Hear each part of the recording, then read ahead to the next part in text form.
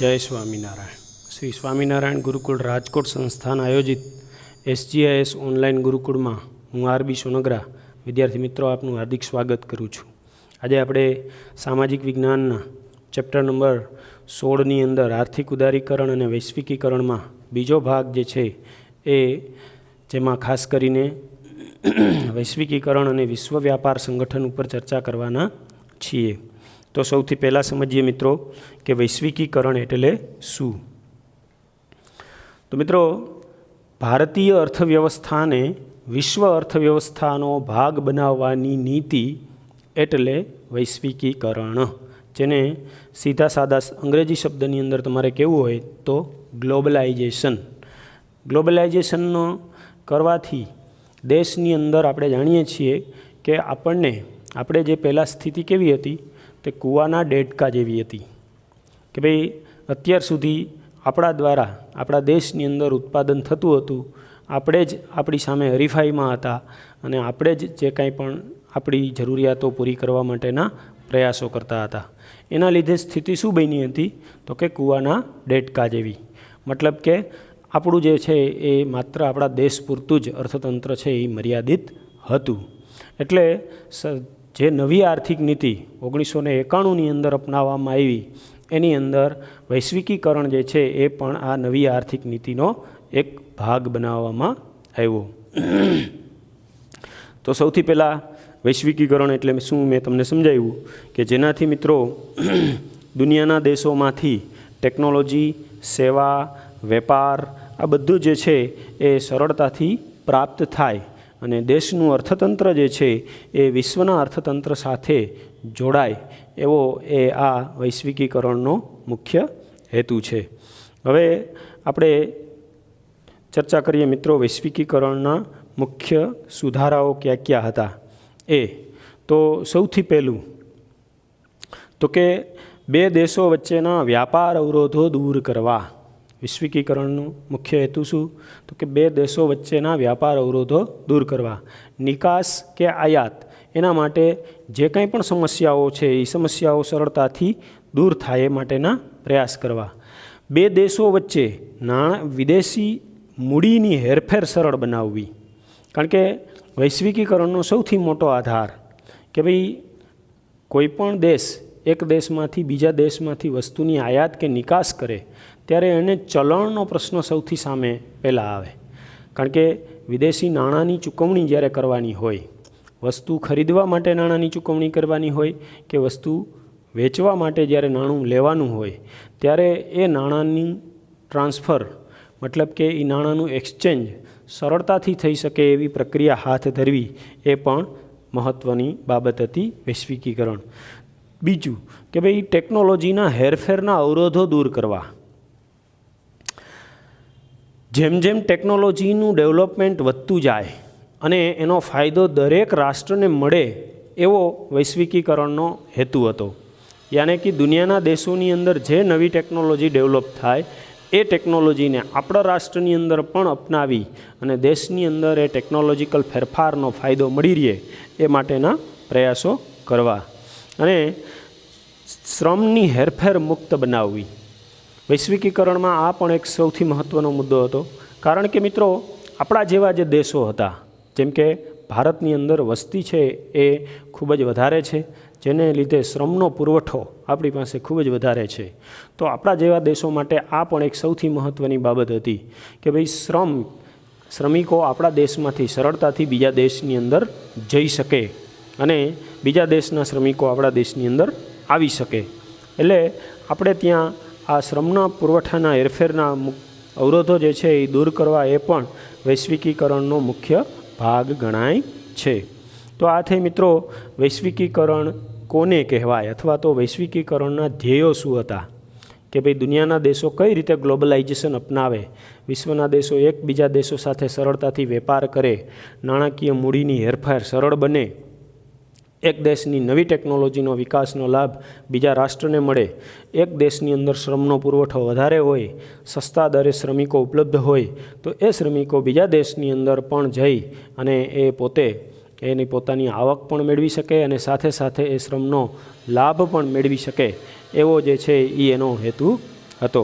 એટલે આ થઈ વૈશ્વિકીકરણની એ વાત। હવે વૈશ્વિકીકરણની અસરો શું થઈ દુનિયાના દેશો ઉપર, તો એમાં સૌથી પહેલાં એના લાભોની ચર્ચા કરીએ। તો મિત્રો, વૈશ્વિકીકરણના પરિણામે વિદેશી મૂડીરોકાણને પ્રોત્સાહન મળ્યું। મૂડીરોકાણ એટલે શું? સૌથી પહેલી વસ્તુ તો કે ભાઈ કોઈપણ દેશની અંદર નવા સાહસો શરૂ કરવા માટે જે નાણાંની જરૂર પડે એ નાણું, એ મૂડી ક્યાંથી લાવવી, એ સૌથી મોટો પ્રશ્ન હતો। એટલે ભારત જેવા દેશોની અંદર ઘણા બધા વિદેશી જે ઉદ્યોગપતિઓ કે મૂડીરોકાણ કરવા ઈચ્છતા નાગરિકો જે છે, વિદેશી નાગરિકો, એણે વિદેશી મૂડીરોકાણ એટલે કે આપણા દેશની અંદર પૈસાનું રોકાણ કર્યું નવા સાહસો સ્થાપવા માટે। તો એ વિદેશી મૂડીરોકાણની અંદર વધારો થયો। બીજું કે વૈશ્વિકીકરણને લીધે વિકસિત દેશોની અંદર જે ચીજ વસ્તુઓ, નવી ટેકનોલોજી, નવા યંત્રો એનું ઉત્પાદન થાય, એ વિદેશી વસ્તુઓ જે છે એ સરળતાથી આપણા જેવા દેશોની અંદર પ્રાપ્ત થઈ। ત્યાર પછી તો કે હરીફાઈમાં ટકી રહેવાની ક્ષમતામાં વધારો, કેમ કે દુનિયાના જે દેશો છે એ દુનિયાના દેશો સાથે આપણે હરીફાઈ કરી શકીએ એવી આધુનિક ટેકનોલોજી અને ક્ષમતા આપણે 1990 પહેલાં ડેવલપ નહોતા કરી શક્યા, કેમ કે એટલી ટેકનોલોજીનો આપણે ત્યાં વિકાસ નહોતો થયો। પણ જેમ જેમ ટેકનોલોજીની હેરફેર સરળ બની, વિદેશમાંથી યંત્રો અને અન્ય ચીજવસ્તુઓની આયાત સરળ બની, એને લીધે એમની સાથે આપણે સીધા હરીફાઈમાં આવ્યા અને પરિણામે વિદેશી કંપનીઓ સાથે હરીફાઈમાં ટકવાની આપણી ક્ષમતા જે છે એ પણ સુધારો થયો, આપણી ક્ષમતામાં વધારો થયો। આ જે છે એ વૈશ્વિકીકરણના મુખ્ય લાભો છે। મિત્રો, અહીંયા મારે તમારી સામે ચર્ચા એ કરવાની છે કે આ પાઠમાંથી એ ઓછામાં ઓછો 2 માર્ક કે 3 માર્કનો એક પ્રશ્ન તો પૂછાય જ છે। ફરીથી યાદ રાખજો, 2 માર્કનો એક અથવા 2 માર્કનો એક પ્રશ્ન અથવા 3 માર્કનો એક પ્રશ્ન જે છે એ પૂછાય છે। એટલે તમારે કાં તો એમ પૂછાય કે ભાઈ વૈશ્વિકીકરણના લાભાલાભ અથવા તો લાભ અને ગેરલાભ અથવા એની અસરો જણાવો, તો બંને તમારે લખવું પડે। હવે એના ગેરલાભોની ચર્ચા કરીએ। મિત્રો, વૈશ્વિકીકરણને લીધે આપણે એમ હતું કે દેશની અંદર ગરીબી અને બેરોજગારી દૂર કરી શકીશું, પણ એમાં આપણને જોઈએ એટલી સફળતા મળી નહીં, કારણ કે મોટા ભાગે ટેકનોલોજીકલ ડેવલપમેન્ટ વધ્યું, યાને કે યંત્રોનો ઉપયોગ વધ્યો। યંત્રોનો ઉપયોગ વધવાને લીધે જે શ્રમ પ્રધાન ઉદ્યોગોનો વિકાસ થવો જોઈએ કે જેની અંદર લોકોને વધુ પ્રમાણમાં રોજગારી પ્રાપ્ત થાય અને ગરીબી દૂર થાય, તો એની અંદર જોઈએ એટલો ફાયદો ગરીબી નિવારણ અને બેરોજગારી દૂર કરવામાં આપણને મળી શક્યો નહીં। ત્યાર પછી નિકાસ વૃદ્ધિનો જે લાભ આપણને વિકાસશીલ દેશોને પ્રાપ્ત થવો જોઈએ એ પણ થયો નહીં, કારણ કે આપણે હરીફાઈમાં હજી જોઈએ એટલા પ્રમાણની અંદર વિદેશી કંપનીઓની સામે ઊભા રહી શકીએ તેવી ગુણવત્તા અને ક્ષમતા પ્રાપ્ત કરવામાં એ આપણને સફળતા ના મળી। એટલે નિકાસ વૃદ્ધિના જે લાભ છે એ લાભો પણ આપણને મળ્યા નહીં। ત્યાર પછી વૈશ્વિકીકરણને લીધે જે કાંઈ પણ નવી ટેકનોલોજી, આધુનિક યંત્રો અને ઉદ્યોગોની શરૂઆત થઈ એનો લાભ મોટા ઉદ્યોગોને મળ્યો, એટલા પ્રમાણની અંદર લાભ જે છે એ નાના ઉદ્યોગોને પ્રાપ્ત થઈ શક્યો નહીં। એટલે આ રીતે જે કાંઈ પણ વૈશ્વિકીકરણ છે એ વૈશ્વિકીકરણની પ્રક્રિયાથી એ મોટા ઉદ્યોગોને વધુ ફાયદો થયો। તો આ ચર્ચા આપણે કરી મિત્રો વૈશ્વિકીકરણની। મુખ્ય આર્થિક વિકાસના જે કંઈ પણ નવી આર્થિક નીતિ છે એ નવી આર્થિક નીતિની પાયાની અંદર મુખ્ય 3 બાબતો હતી, કઈ? ઉદારીકરણ, ખાનગીકરણ અને વૈશ્વિકીકરણ। તો એની આપણે ચર્ચા કરી। 1991 પછી આ નીતિ અપનાવવામાં આવી। હવે મિત્રો આપણે ચર્ચા કરવાની છે કે આ ગ્લોબલાઇઝેશન કે ખાનગીકરણ કે વૈશ્વિકીકરણ, આ બધી જે પ્રક્રિયાઓ છે, ઉદારીકરણ, એ પ્રક્રિયાને વિશ્વની અંદર ઝડપથી ફેલાઈ શકે, દુનિયાના દેશોમાં ઝડપથી એમાં વધારો થાય, દુનિયાના દેશોને એનો વધુ ફાયદો મળી રહે, એટલે આંતરરાષ્ટ્રીય સ્તરે એવા એક સંગઠનની જરૂર ઊભી થઈ કે જે વિશ્વના દેશો વચ્ચે જે કાંઈ પણ વેપારને લગતી સમસ્યાઓ હોય એ સમસ્યાઓનું નિવારણ કરે, એનો ઉકેલ લાવે અને વિશ્વના દેશો વધારે નજીક આવી અને એકબીજા દેશો વચ્ચે વેપારનું આદાન પ્રદાન કરે, વસ્તુઓનું આદાન પ્રદાન કરે, તો એવી એક સંસ્થાની આવશ્યકતા ઊભી થઈ, જેને લીધે મિત્રો વિશ્વ વ્યાપાર સંગઠન, જેને વર્લ્ડ ટ્રેડ ઓર્ગેનાઇઝેશન WTO તરીકે ઓળખવામાં આવે છે. 1 જાન્યુઆરી 1995, યાદ રાખજો, અંડરલાઇન કરવી હોય તો પણ કરી શકો, 1 માર્કના પ્રશ્નોની અંદર પૂછાય છે. WTOની સ્થાપના 1 જાન્યુઆરી 1995માં સ્વિટ્ઝરલેન્ડના જીનીવા ખાતે એ કરવામાં આવી. હવે આ જે WTO છે એ WTOના મુખ્ય ધ્યેયો શું, કે ભાઈ એણે કયા હેતુ માટે એની સ્થાપના કરવામાં આવી, તો કે ભાઈ વિશ્વના દેશો વચ્ચે જે કાંઈ પણ વેપાર અવરોધો હોય એને દૂર કરવા. સૌથી પહેલાં એ જુદા જુદા દેશોના વેપારીઓ જે છે એની જે સમસ્યાઓ છે એ સમસ્યાઓને સાંભળી અને જે કાંઈ પણ એ વિશ્વના દેશોની અંદર વેપાર સામે જે કાંઈ પણ અવરોધો હોય એ અવરોધો દૂર કરવા, એ સૌથી મોટી એની ધ્યેય હતું. કારણ કે વેપારને પ્રોત્સાહન આપવું એ સૌથી મોટો હેતુ હતો. ત્યાર પછી સંરક્ષણ, વિદેશી ઉદ્યોગો પોતાના દેશની અંદર જે ઉદ્યોગોને સંરક્ષણ પૂરું પાડે છે એ સંરક્ષણને ઓછું કરવું. મિત્રો, જુદા જુદા દેશો પોતાના દેશની અંદર જે ઉદ્યોગો ડેવલપ થતા હોય એ ઉદ્યોગોને પ્રોત્સાહન આપવા માટે એને કેટલીક નાણાકીય સગવડો અથવા તો એને કર રાહતો અથવા બીજા લાભો પહોંચાડી અને પોતાના દેશો જે છે, પોતાના દેશની અંદર જે ઉદ્યોગો છે એ વધુમાં વધુ ફાયદો મળી રહે એના માટેના પ્રયાસો કરતા હોય છે. હવે બને કેવું, તો કે વિકસિત દેશો અને વિકાસશીલ દેશો આ બંનેની અંદર ટેકનોલોજી અને આ ઉત્પાદનની અંદર જો હરીફાઈ થાય તો સ્વાભાવિકપણે વિકસિત દેશોની સામે વિકાસશીલ દેશો, ભારત જેવા દેશો, અમેરિકા જેવા દેશો અને જાપાન જેવા દેશોની સામે હરીફાઈમાં ટકી શકે નહીં. એટલે સૌથી અગત્યની બાબત જે સ્વીકારવામાં આવી એ શું સ્વીકારવામાં આવી, કે ભાઈ અહીંયા જે કાંઈ પણ દેશો છે, વિકસિત દેશો, એણે પોતાના દેશોની અંદર જે ઉદ્યોગો છે એ ઉદ્યોગોને જે સંરક્ષણ આપવામાં આવે એ સંરક્ષણને ઓછું કરવું અથવા તો દૂર કરવું, કે જેનાથી એ વિકાસશીલ દેશો છે એ પણ તેને હરીફાઈની અંદર તે દેશના ઉદ્યોગો ટકી શકે. સંરક્ષણ એટલે કેવું સંરક્ષણ? કરમાં રાહતો આપે, સબસિડી આપે, નાણાકીય લાભો આપે, એવા ફાયદા પહોંચાડી અને વિદેશી હરીફાઈમાં ટકી શકે એવા પ્રયાસો કરતા હોય છે, જે દૂર કરવાથી વિકાસશીલ દેશોને પણ એનો થોડો લાભ મળે.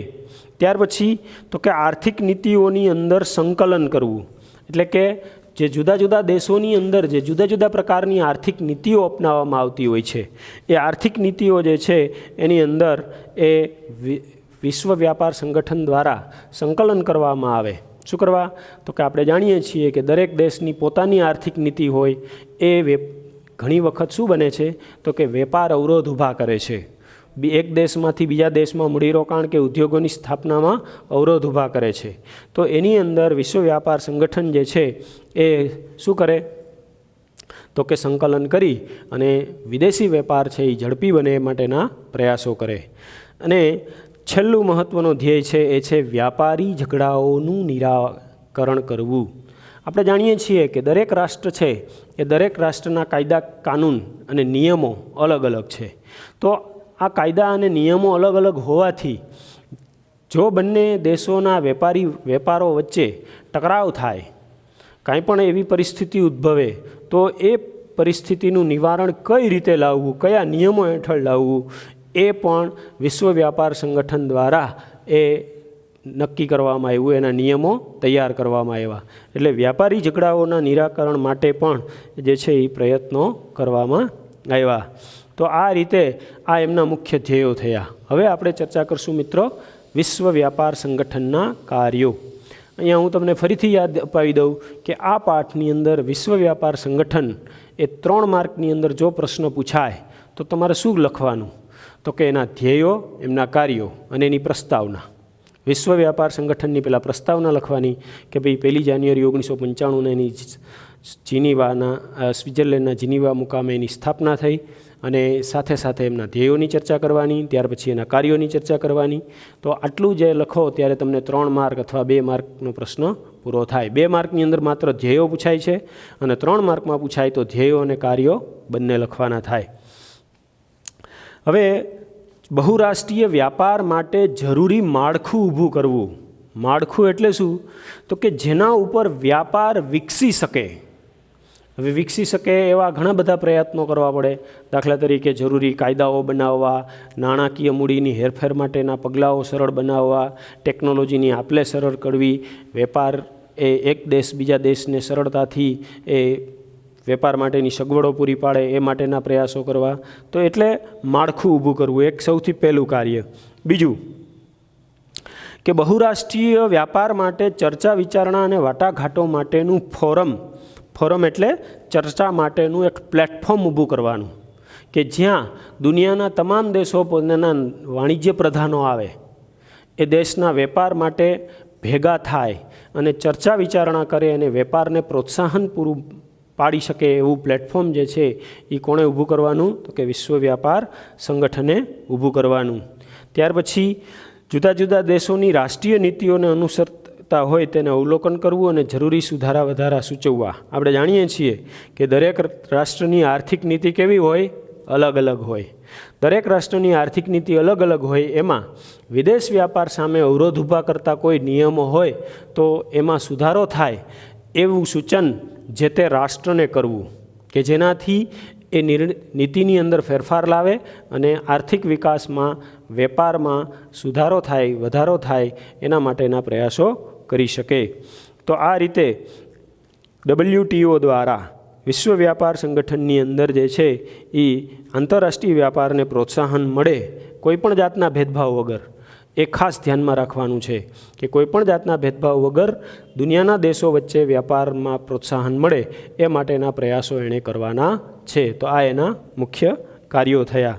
ફરીથી યાદ કરાવી દઉં. વ્યાપાર માળખું પૂરું પાડવું, બીજું પ્લેટફોર્મ એટલે કે ફોરમ પૂરું પાડવું, ત્રીજું એકબીજા વચ્ચે ભેદભાવ ઊભો ના થાય તે રીતે વેપાર વધે એના માટેના પ્રયાસો કરવા અને આર્થિક નીતિઓની અંદર જરૂરી સુધારાઓ સૂચવવા. હવે વિશ્વ વ્યાપાર સંગઠનમાં જોડાવાથી ભારત જેવા દેશોને શું ફાયદો થયો અથવા તો થઈ શકે, એની અસર ભારતીય અર્થકારણ ઉપર શું પડે વિશ્વ વ્યાપાર સંગઠનમાં જોડાવાથી? તો મિત્રો, વિશ્વ વ્યાપાર સંગઠનમાં જોડાવાથી ભારતની નિકાસમાં વધારો થયો. કઈ રીતે? તો કે ભારતનો જે વેપાર વિશ્વ વ્યાપારની અંદર 0.5% જેટલો હતો, એટલે કે 0.5%, એટલે કે 0.5% જેટલો હતો, એ વધીને બમણો એટલે કે 1% જેટલો થયો. પહેલી મહત્ત્વની અસર ફરીથી યાદ રાખજો. વિશ્વ વ્યાપારની અંદર ભારતનો હિસ્સો 0.5% જેટલો હતો, એ વધીને 1% જેટલો થયો. ખાસ કરીને શેમાં? તો કે ભારતે WTOના સભ્યપદે રહેવાથી ભારતના તૈયાર વસ્ત્રોની નિકાસની અંદર મોટા પાયા પર વધારો થયો. એક, ફરીથી 0.5%થી વેપાર વધીને 1% જેટલો થયો. બીજું, તૈયાર વસ્ત્રોની નિકાસમાં વધારો થયો. ત્રીજું, WTOમાં જોડાવાથી ખેત પેદાશોની નિકાસમાં પણ વધારો થયો. અને વિદેશી મુદ્રા ભંડોળ, જેને વિદેશી હુંડિયામણ કહીએ છીએ, એના ઉપરનું દબાણ ઘટ્યું. કેમ કે નિકાસો વધવાને લીધે વિદેશી હુંડિયામણની અંદર વધારો થયો. આજે આપણે જોઈ શકીએ છીએ કે ઘણી વખત છાપાની અંદર વાંચતા હોઈએ છીએ કે આપણી પાસે વિદેશી હુંડિયામણ અનામતનો જથ્થો ખૂબ જ વધુ છે. કારણ કે કોઈ પણ રાષ્ટ્ર છે એ પોતાના વિદેશી નિકાસ દ્વારા જે કંઈ પણ નાણું ભેગું થાય એનો અમુક હિસ્સો છે એ પોતાની પાસે અનામત તરીકે રાખે. તો આવું ભંડોળ જે છે એમાં વધારો થાય. પણ મિત્રો, એક વસ્તુ ધ્યાનમાં રાખવાની કે ભારતીય અર્થકારણને આ વિદેશ વ્યાપાર સંગઠનની અંદર જોડાવા માટેના જે ફાયદાઓ છે એ ફાયદાઓ વધારે ક્યારે થઈ શકશે? તો કે જે વિકસિત રાષ્ટ્રો છે એ વિકસિત રાષ્ટ્રો આ વિશ્વ વ્યાપાર સંગઠને નક્કી કરેલા ધ્યેયોને અનુસરે અને સાથે સાથે એનું સાનુકૂળ વલણ ભારત જેવા વિકાસશીલ દેશો પ્રત્યે જો વધુ રહે તો એનો ફાયદો જે છે એ ભારતીય અર્થકારણને વધારે થાય, ભારત જેવા રાષ્ટ્રોને વધારે થાય. તો આ રીતે આપણે મિત્રો આજે એ 2 મુદ્દાઓની ચર્ચા કરી, વૈશ્વિકીકરણ અને વિશ્વ વ્યાપાર સંગઠનની. હવે પછીના મુદ્દાની ચર્ચા આપણે નેક્સ્ટ પીરિયડની અંદર કરશું. જય સ્વામિનારાયણ.